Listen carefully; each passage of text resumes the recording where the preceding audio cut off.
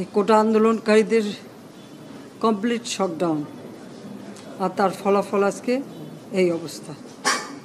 সমস্ত দাবি মেনে নেওয়ার পরেও তাদের আর সেই শাটডাউন শেষ হয় না। কী কারণে আমি বুঝি না।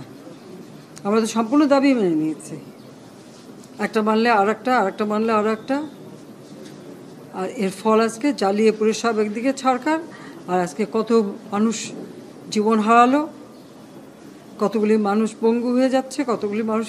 এবং ঠিক এই 2001 সালে এরকম তাণ্ডব বিএনপি জামাত জোট চালিয়েছিল।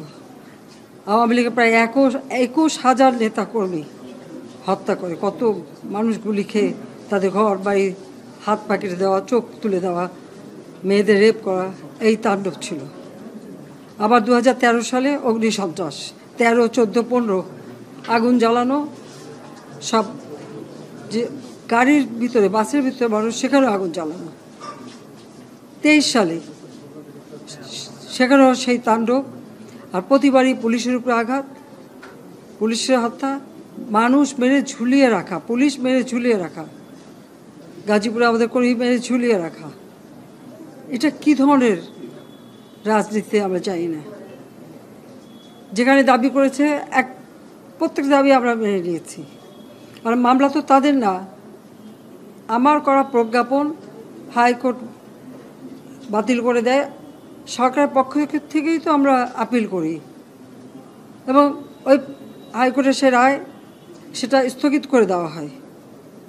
তাহলে তো আবার কোটা থেকে যায়। তাহলে আন্দোলনটা কিসের জন্য ছিল? একেবারে শাটডাউন করে সবাইকে তারপরে মারা। যে সমস্ত ঘটনা ঘটেছে আর যেভাবে মানুষগুলি ক্ষতিগ্রস্ত হয়েছে, আর যারা মারা গেছে আমি তাদের আত্মার মাগফিরাত কামনা করি, আর যারা এখন আহত তাদের সকলের চিকিৎসা সুষ্ঠুভাবে হচ্ছে। আমি আমাদের ডাক্তার, নার্স বা কর্মচারী সকলকে আমি আন্তরিক ধন্যবাদ জানাচ্ছি যে তারা দিন রাত অক্লান্ত পরিশ্রম করেছেন, এবং আমাদের স্বাস্থ্য মন্ত্রণালয় থেকে মন্ত্রী, প্রতিমন্ত্রী সহ আমাদের সকলে বারবার এদের দেখে গেছে এবং যা যা লাগে করে দিচ্ছে। আজকে চিকিৎসার জন্য যা যা লাগবে আমরা করে দিচ্ছি। আর যারা পা হারিয়েছে বা হাত হারিয়েছে, আমরা কৃত্রিম পায়ের ব্যবস্থা করে দেব, যাতে তারা আবার সুস্থ মানুষের মতো চলতে পারে, নিজের কাজ করতে পারে। এবং এর মধ্যে একজন আবার প্রতিবন্ধীও, কাজে তার মা যাতে ভালোভাবে চলতে পারে। প্রতিবন্ধী অবশ্য আমরা ভাতাও দিচ্ছি, কিন্তু তাকে আরও ব্যবস্থা করে দেব, আমাদের যতটুকু সাধ্য করে দেব। কিন্তু আমার দেশবাসীর কাছে আমি বিচার চাই, কি অপরাধটা কি করেছি যে এইভাবে, যেখানে আমি মানুষের ভাগ্য পরিবর্তনের কাজ করে যাচ্ছি, মানুষের জীবন মান উন্নয়ন করেছি। আজকে বাংলাদেশ সেই 2008-এর বাংলাদেশ আর 2024-এর বাংলাদেশ তো এক না। বাংলাদেশের মানুষের জীবন মান তো উন্নত হয়েছে। আমাদের অর্থনীতি আজকে কত কত উপরে উঠে গিয়েছিল, এবং এটা মনে হলো যে এটা আর কিছুই না। এটা আমাদের অর্থনীতিকে সম্পূর্ণ পঙ্গু করে দিয়ে বাংলাদেশকে আবার ভিক্ষুকের জাতি করে দেওয়া, এটাই বোধহয় এদের পিছনে ষড়যন্ত্র। সেটাই হচ্ছে সবথেকে দুঃখজনক, যে দিন রাত অক্লান্ত পরিশ্রম করে বাংলাদেশটাকে যখন একটা জায়গায় নিয়ে আসলাম, আজকে সেখানে দেখি এই একদিকে জ্বালা পোড়া সব কিছু। ঠিক যে প্রতিষ্ঠানগুলি মানুষের সেবা দেয়, আজকে মেট্রো রেলে চড়ে মানুষ কত অল্প সময়ের মধ্যে সময় বাঁচিয়ে কর্মস্থলে পৌঁছাতে পারতো, আবার ফিরতে পারতো। সেখানে ছাত্ররা, চাকরিজীবী, সাধারণ মানুষ সবাই তো যেতে পারতো। সেই স্টেশনগুলি পুড়িয়ে এখন ট্রাফিক জ্যাম, মানুষের কষ্ট।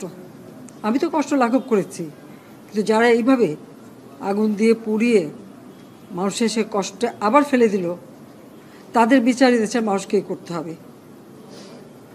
আমি খালি সকলের সহযোগিতা চাই। আর এইভাবে মায়ের কোল খালি হোক এটা আমি চাই না, কারণ আমি তো বাবা মা সব হারিয়েছি। আমি তো জানি হারাবার ব্যথা কত কষ্ট, কিন্তু সেই কষ্ট বুকে নিয়ে তো ফিরে আসতে এদেশের মানুষের জন্য। এখানে আমার তো কোনো চাওয়া পাওয়া নেই।